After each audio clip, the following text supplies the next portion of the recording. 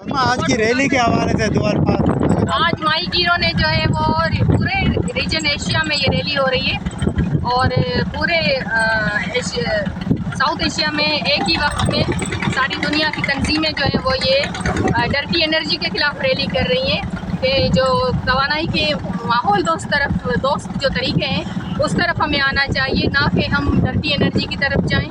इससे हमारे climate change की वजह से जो है वो बहुत ज़्यादा हमारा कोस्टल बेल्ट मुतासर हो रहा है। तो इसी वजह से आज यहाँ पर कराची के माहीगीरों ने, पाकिस्तान के माहीगीरों ने ये एहतजाज किया है, अपना एहतजाज रिकॉर्ड करवाया है कि खुदा के लिए तवानाई के माहौल दोस्त तरीक़ों पर आएँ, ये माहौल को जो नुकसान पहुँचाने वाले तरीके हैं उनको अवॉइड करें।